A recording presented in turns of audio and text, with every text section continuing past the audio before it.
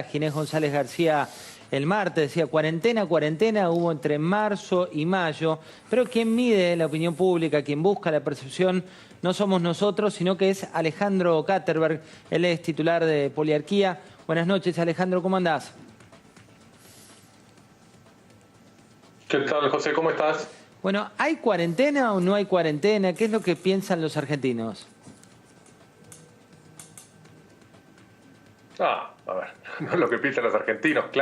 Claramente hay restricciones impuestas por el Estado Nacional, por los estados provinciales, que afectan severamente la vida normal de las familias, afectan el trabajo, no hay escuelas, no hay movilidad en todos los grados que podría haber. Claramente el gobierno lo ha ido flexibilizando, la duración de este proceso ha generado un cansancio muy grande en la sociedad. Nosotros en Poliarquía lo venimos midiendo desde la primera semana y incluso en este momento en donde los casos se han multiplicado, la gente muestra un nivel de agotamiento muy importante. Hay demanda de mayor amplitud, hay demanda de más aperturas, hay demandas de mayores grados de libertad. Ha ido descendientemente los niveles de acuerdo con las medidas que el gobierno nacional iba tomando en relación a la pandemia, y de la mano de eso también ha ido descendiendo los niveles de aprobación y de imagen del presidente en relación a cómo manejó la crisis, ¿no? O sea, los valores iniciales de los 80% de aprobación, 70% de aprobación, vienen bajando sistemáticamente. Obviamente hay algunas desigualdades notorias por nivel geográfico. En la ciudad de Buenos Aires, José, este clima de rechazo es mucho más significativo y marcado que en el interior del país o en el Gran Buenos Aires. Pero así todo, las tendencias que recién te decía se observan en todo el país. Alejandro, hay una cuestión que es la agenda que estamos manejando hoy desde los medios, que tiene que ver con reforma judicial, lo que pasa en el Congreso, lo que viene ocurriendo también con la toma de tierras. ¿Cuán cerca o cuán lejos está esto de las preocupaciones hoy de los argentinos? A ver, acá cuando hablamos de los argentinos no hay un hoy en cómo analicemos al argentino promedio, a la sociedad argentina. Yo te diría, por lo menos tenemos que analizar a la sociedad argentina en al menos tres grupos principales. Hay una mayoría silenciosa, alejada de la política, que le está pasando muy mal. Venimos de 3 años seguidos de recesión con muy alta inflación, venimos de una década en donde los ingresos de los argentinos están estancados, hay una increciente sensación de cansancio, de preocupación, de hartazgo. A eso se le suma mayores niveles de inseguridad y el impacto económico muy fuerte, ¿no? De todo lo que está pasando. Entonces, ahí hay todo yo te podría decir, el bosque está muy seco y todo ese sector social está muy distante de la política y enojado. Por otro lado, hay otros dos sectores sociales, que son las minorías intensas que vienen caracterizando la grieta, que son minorías activas, muy politizadas, y que en esos sectores algunos de los temas, como los que vos me mencionaste, generan impacto grande. Todo lo que tenga que ver con temas de calidad institucional, la reforma judicial, en los sectores más proclives o más cercanos a la militancia de Cambiemos, a los sectores medios, urbanos, históricamente antiperonistas, eso los afecta fuertemente, ¿no? Y por otro lado hay una minoría kirchnerista muy fuerte, muy militante, que también está muy involucrada en el accionar político. Entonces, hoy yo te diría, tenemos una sociedad cansada, una sociedad golpeada y una sociedad a su vez dividida, polarizada, y con dos minorías muy activas políticamente. Tenemos para compartir con quienes nos están mirando una placa que muestra la imagen, en este caso, del presidente. Nos decías recién que había bajado la aprobación del presidente Fernández. ¿A qué lo atribuís principalmente?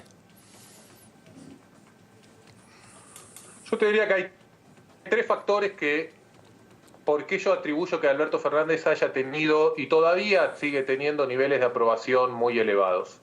Ese cuadro que estamos viendo es el nivel de aprobación con respecto al manejo del coronavirus en particular, pero cuando uno ve la aprobación general del gobierno, forma no difiere mucho del cuadro que está en pantalla. Y yo te diría, ¿por qué Alberto Fernández sostuvo una popularidad tan alta y todavía tiene niveles de popularidad relativamente altos? Yo creo que eso dependía de tres variables. Número uno, lo que fue su posición inicial con respecto al coronavirus y a la pandemia, que estaba en sincronía o en sintonía con lo que una mayoría social demandaba y aceptaba y recibió bien. Número dos, un posicionamiento superador de la grieta. Las conferencias de prensa en donde Alberto Fernández se sentaba junto a Axel Kicillof y Horacio Rodríguez Larreta, que ya terminaron, eran conferencias de prensa en donde la sociedad veía una clase política que parecía que se unía y unificaba, y un presidente que hablaba con un tono moderado, superando la grieta. Y esas conferencias de prensa, José, tuvieron 50 puntos de rating al principio, eso es la final del Mundial. Después bajaron a 40 puntos, terminaron con más de 30 puntos de rating. Entonces, cada 15 días Alberto Fernández aparecía, y la mayoría de los argentinos, ese argentino promedio que te describía antes, ¿no? Más despolitizado, desinteresado, que además le está pasando muy mal, que no mira después por ahí tantos noticieros o programas políticos, veía esa imagen de Alberto Fernández y la apreciaba. Y el tercer punto, yo creo, es que venimos en los últimos 3 o 4 meses con inflación corriendo al 2%. Una inflación corriendo al 2% es la mitad de la inflación que veníamos teniendo en los últimos tiempos. Ahora, estos tres factores tienen fecha de vencimiento. La inflación está dejando de correr al 2% y va a empezar a correr al 3 y al 4, y hay que ver hasta qué número empieza a llegar. Las conferencias de prensa y esa actitud de Alberto Fernández de moderación y de no entrar en la grieta también han desaparecido y están terminando, y el discurso de Alberto Fernández se ha kirchnerizado, y la presencia de Cristina Kirchner lo ha forzado a Alberto Fernández a acercarse y correrse de ella.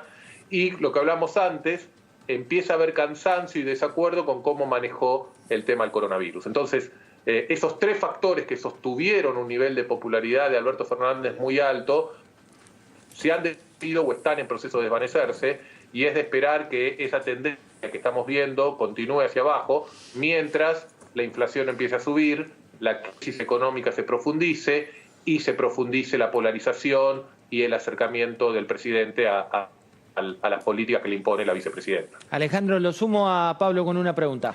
Alejandro, por lo que vos decís, estás describiendo un escenario tremendo para Alberto Fernández, porque da la sensación de que su caída libre por todos estos elementos a los cuales vos hacías referencia va a comenzar a medida que se recaliente la contienda electoral, o si querés, preelectoral del año próximo.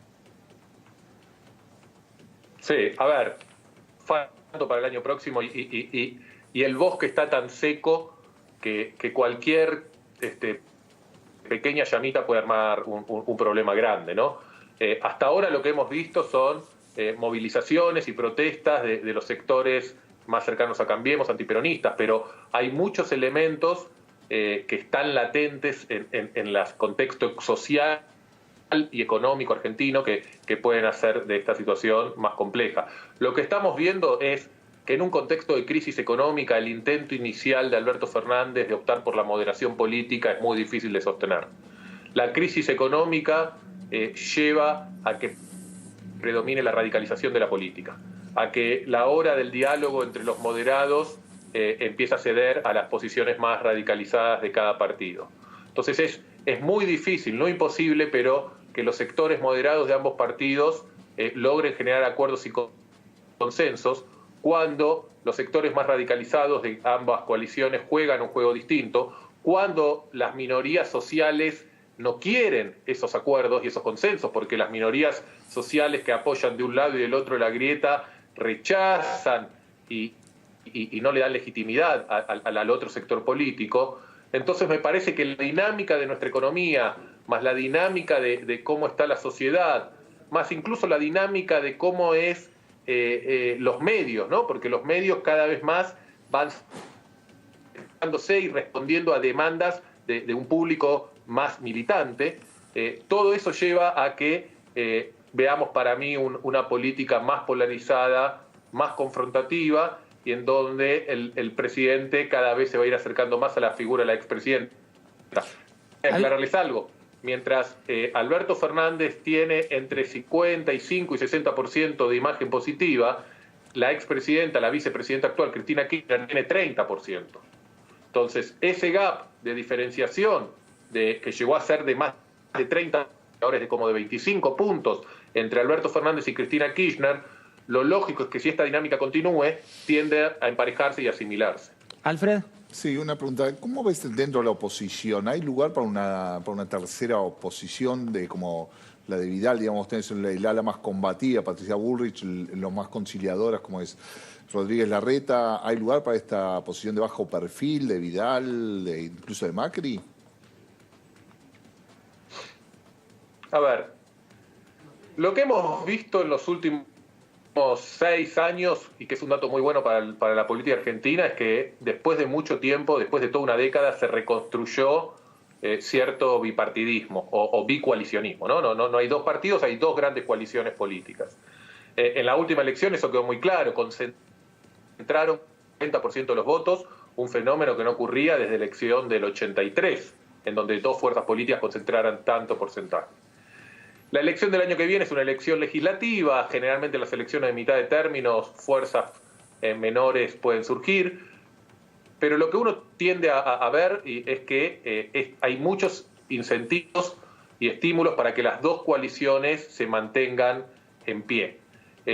Podría ocurrir algún fenómeno de crisis interna en alguna de las dos, en algunos momentos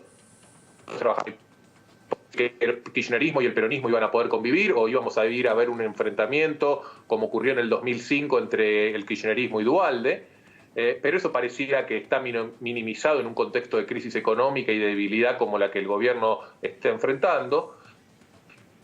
También hay tensiones naturales entre las distintas fuerzas que generan o forman Cambiemos, pero incluso dentro de las distintas líneas, como vos decís, ¿no? Líneas que ven que la mejor estrategia política es responder a los intereses de los sectores más militantes y líneas que ven que la mejor estrategia política es responder a los intereses de los votantes no militantes, ¿no? Hay siempre una distinción que los políticos confunden mucho entre sus militantes y sus votantes. Y las demandas, los intereses y la situación de los votantes difiere muchas veces de los militantes.